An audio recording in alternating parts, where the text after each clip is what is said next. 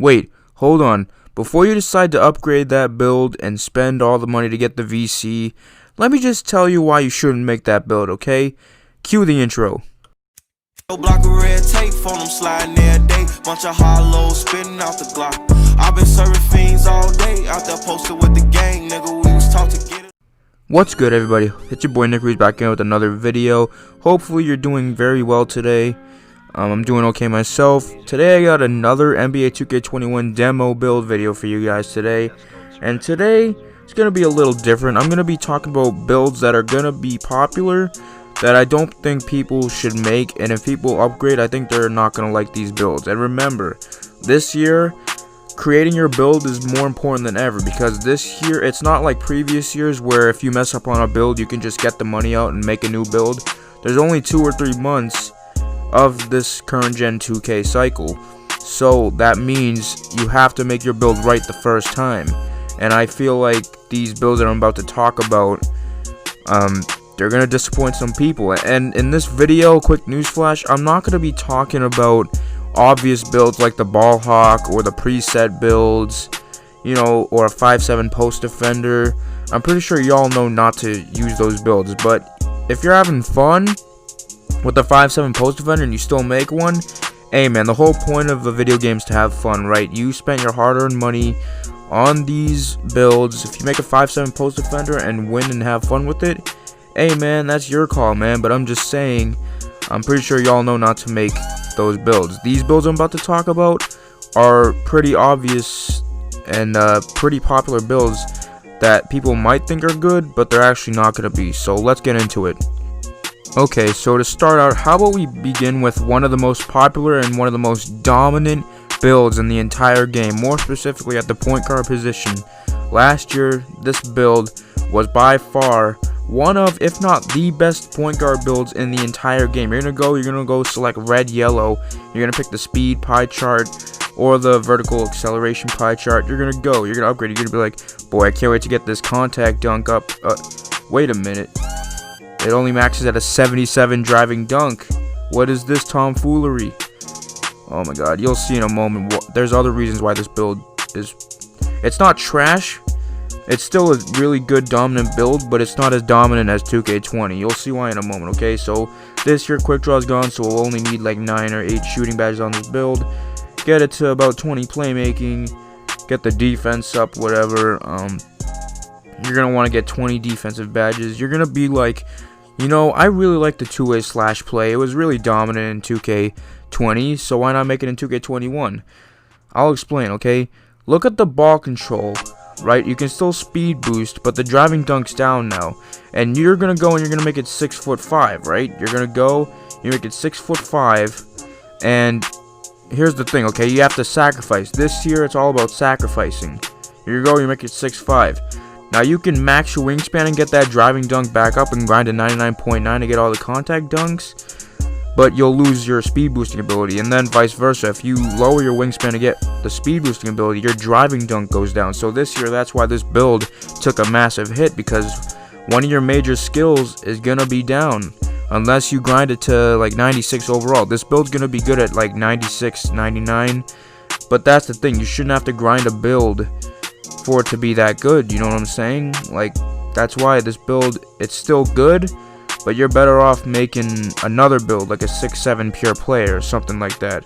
So you can max your wingspan and get your driving dunk to an 81, then at 99 get the best dunks in the game.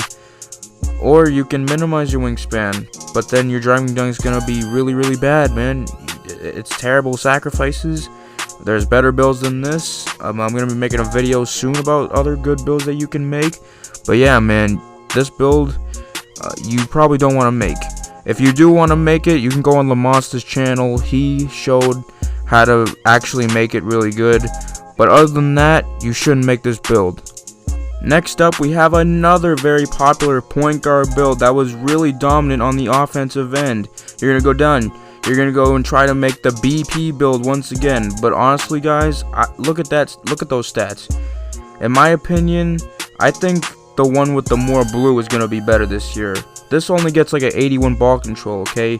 So if you go with more finishing, you're going to get an 83 ball control, meaning at like let's say you go 6'2", 6'3", and you lower your wingspan by 96, 97 overall, you'll be able to speed boost with this build, okay? This build is so much better than the half and half, in my opinion. That's just how it works, you know? So you're going to want to get to about 16 finishing, maybe 16 to 20 shooting, depending on how many shooting badges you think you might need. But for this example, I'm pretty sure I'm going to edit it soon. You can go 16 through 20 something shooting badges. It's up to you, to be honest. But then you want to get your playmaking to about 12 badges. You know, you don't need that many playmaking on this build. Then after that, the defense, you're going to want to max it till you get about 3 defensive badges. You know, originally I saw you can only get 1. That's where this build took a hit, though. All the BP builds, all 3 BP build styles, they took a hit on the defensive end. I remember in 2K20, you could make a BP build and it could have 10 plus badges in every category. You could have 10 defensive or 9 defensive. This year, you get like 1 to 3. Like, all the BP builds took a hit, but that's why I think this build, this version with the most slashing, is the best BP build. Okay, so you want to go 6'2" or 6'3" to get the ball control, and then take over, probably, you know, slash or playmaking. But yeah, man, that's why I think this build is pretty good. Minimize that wingspan. The next build I want to talk about is a build that I personally used. It was for my cheesy lockdowns out there. You might make this mistake and try to make this build. You're going to go point guard, alright? And you're going to go and try to cheese the system again. But you're going to realize that it's not the same anymore. It's completely different. The stats have changed on this particular build, and it's just crazy in my opinion. And when I say this build in 2K20 was dominant, it was dominant. You're going to go and select pure red, right? This build was very dominant. People made this either a point guard or a shooting guard. People who were legends made this build because it was just too dominant. You got the 10 extra shooting badges, but you're going to create them. You're going to be 6'5", okay? You're going to get around 13 finishing. I personally don't touch shooting, but if you want to touch shooting, go ahead. You're going to get about 11 playmaking, and it's going to be pretty dominant. And then you're going to max out your defense to get 30 defensive badges. This build was really good, but peep the stats after you get towards block and rebound, okay? This year, if you notice, at 6'5", your rebounding and block is no longer in the 90s, okay? In my opinion, this is a big hit, man, because people used to run this build at center. This year, in my opinion, the best heights are 6'6" through 6'8". Do not make him 6'5" anymore. It's useless to have rebounding up at 6'5" now. So you want to go 6'7", 6'8", or 6'6". I went 6'7" to balance it out, but for my really cheesy people, you might go 6'8". Plus, when you go 6'7", 6'8", you start to get really high standing dunk and the driving dunk, okay? So do not make a 6'5" pure lock. They're not good anymore. I mean, they are good, my bad, but like, they're not as dominant it looks like on paper anymore. They might still be, but you never know, man. You want to max that wingspan either way. But yeah, man, choose the heights above 6'5". Don't go 6'5" anymore. Just trust me. Next up, we're going to go into the small forwards. Now, I know a lot of people like making small forwards, and I felt like they were going to get a buff this year, but small forwards got even worse. I'm keeping it real with y'all. The only decent small forwards I see now are the point forward, and the point forward's still a really good build. But here's my issue with it, okay? Like, 2K made small forwards worse, man. It's crazy.